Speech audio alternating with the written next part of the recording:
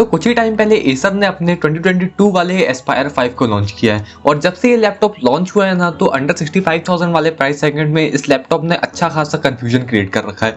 क्योंकि इस सेगमेंट में क्या है कि GTX 1650 का राज चलता है, सभी लैपटॉप्स में आपको GTX 1650 मिलता है और वहीं ये लैपटॉप आपको i5 12 जनरेशन के साथ RTX 2050 वाला ग्राफिक कार्ड दे रहा है। तो आखिर एसर ये कॉम्बिनेशन आपको इतने कम प्राइस में कैसे ऑफर कर पा रहा है? क्या एसर ने बहुत ज्यादा कॉस्ट कटिंग किया है या फिर इस RTX 2050 में ही कुछ गोलमाल करके एसर ने हमें दिया है? तो ये सारी चीजें मैं आपको इस वीडियो में बताने वाला हूँ, तो इस वीडियो को बिल्कुल आखिर तक देखना। मैं आपको बताऊंगा कि आपको इस लैपटॉप को बाय करना चाहिए या नहीं। तो चलो फिर अभी आगे बढ़ते हैं। अब सबसे पहले यहाँ पर डिस्प्ले से स्टार्ट करते हैं। तो इस लैपटॉप में आपको मिलता है 15.6 इंच का फुल HD IPS पैनल और ये पैनल 250 निट्स की ब्राइटनेस, 45% NTSC और 62.5% sRGB के साथ आता है। अब आप सोच रहे हो क्वालिटी वाइज ये डिस्प्ले कैसा है, तो ये जो डिस्प्ले है ना ये वही सेम डिस्प्ले है जो कि आपको अप टू 80,000 सभी गेमिंग लैपटॉप्स में मिलता है। तो ओवरऑल डिस्प्ले अच्छा है, क्वालिटी वाइज सब कुछ अच्छा है। बस एक बात है कि ये डिस्प्ले 100% कलर एक्यूरेट नहीं है।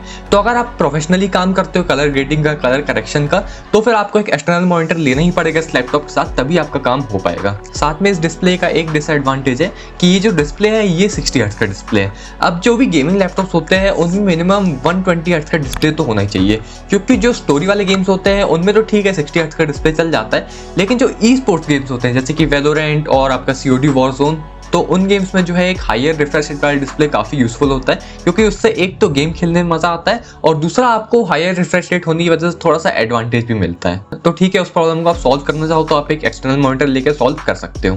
साथ में एक्सटर्नल मॉनिटर का एक और फायदा होता है कि जब आप एक गेमिंग लैपटॉप में एक्सटर्नल मॉनिटर कनेक्ट करते हो तो जो आपका डिस्प्ले आता है वो आपका eGPU से आता है, तो उससे आपको FPS थोड़ा ज्यादा मिलते हैं एक्सटर्नल मॉनिटर लगाने के बाद।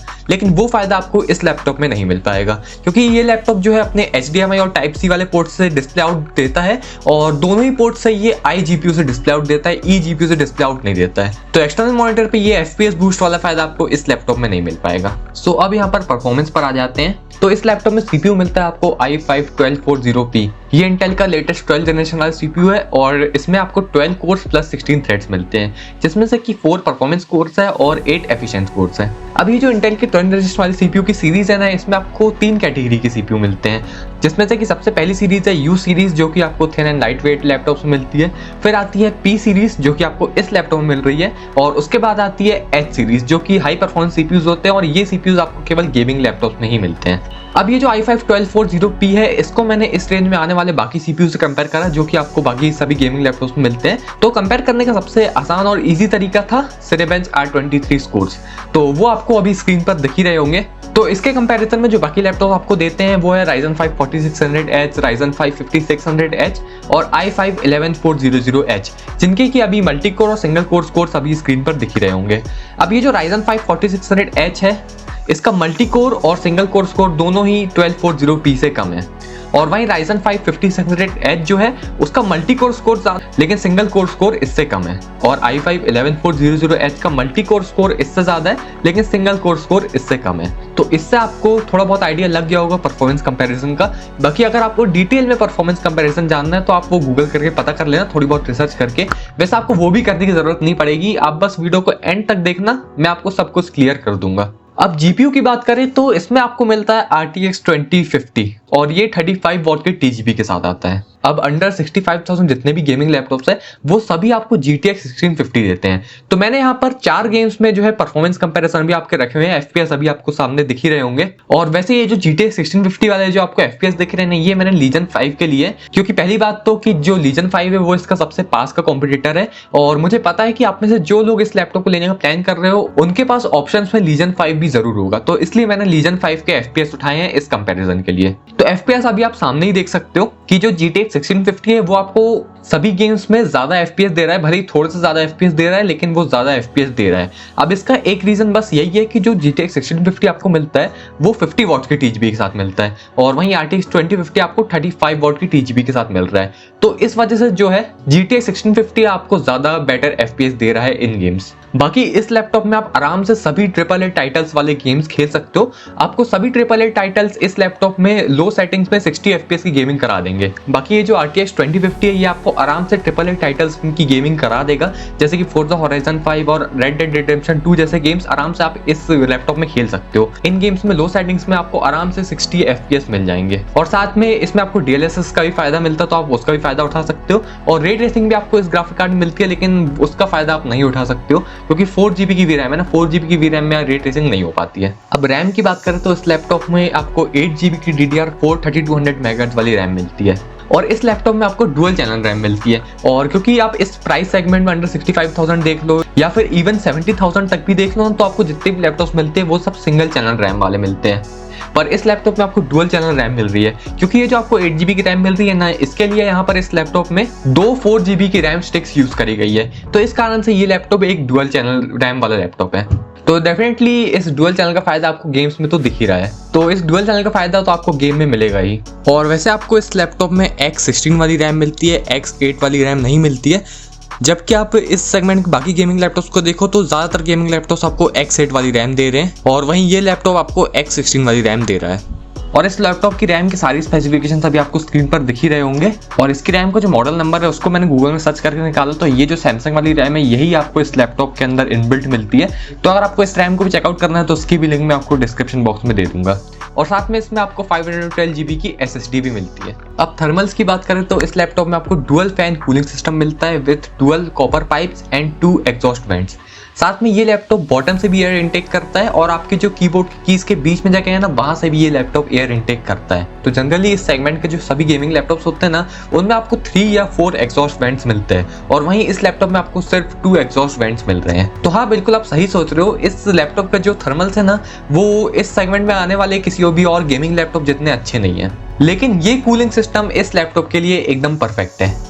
और वो इसलिए क्योंकि इसका जो CPU और GPU की TGP है ना, वो काफी कम है और TGP कम होने की वजह से ये लैपटॉप ज्यादा हीट जनरेट नहीं करता है। और जितनी ये हीट जनरेट करता है उसके हिसाब से ये वाला जो कूलिंग सिस्टम है ना, ये इस लैपटॉप के लिए बिल्कुल परफेक्ट है।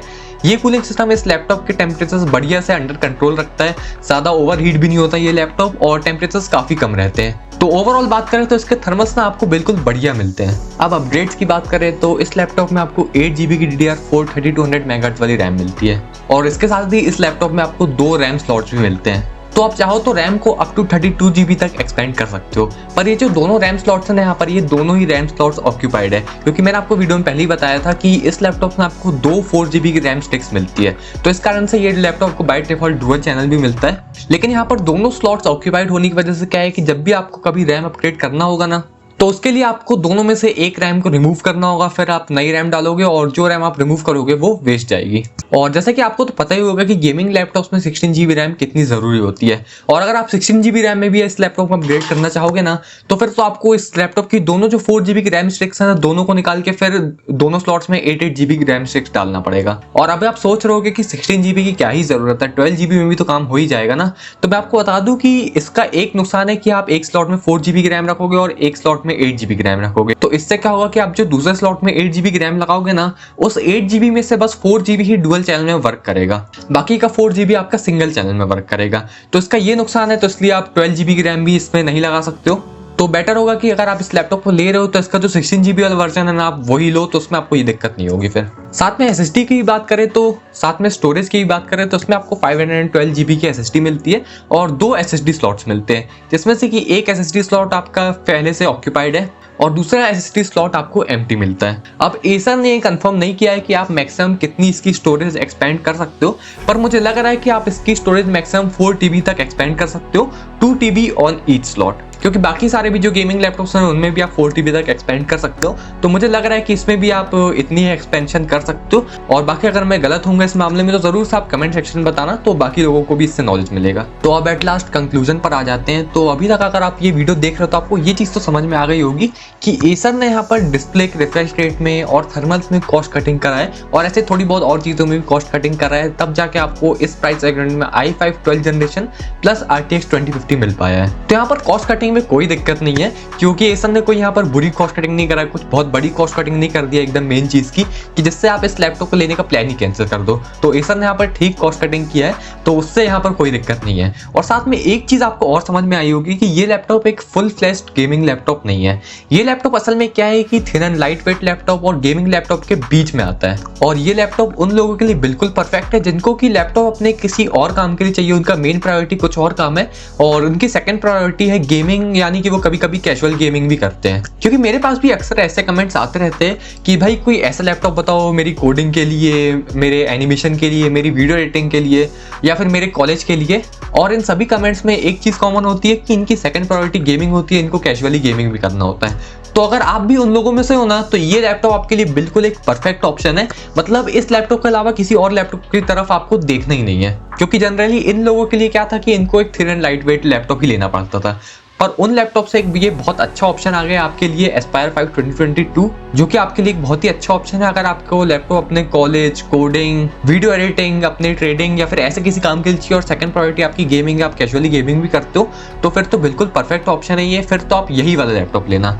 और सेकंड केस एक ये भी है कि अगर आप एक हार्डकोर गेमिंग और आपकी मेन प्रायोरिटी गेमिंग है, तो फिर तो इस लैपटॉप को बिल्कुल मत लेना। फिर तो आप क्या करो कि फिर आप एक प्रॉपर गेमिंग लैपटॉप लो, फुल फ्लैश्ड गेमिंग लैपटॉप आपको इस प्राइस में मिल जाएंगे, फिर तो आप वही लेना। तो आई होप कि अब आपको समझ में आ गया होगा कि आपको इस लैपटॉप को अपने लिए बाय करना चाहिए या नहीं। तो चलो फिर आज की वीडियो में आप इतना ही रखते हैं और फिर मिलूंगा आपसे ऐसे किसी वीडियो में। तब तक के लिए वीडियो को लाइक करें, शेयर करें और चैनल को सब्सक्राइब जरूर करें।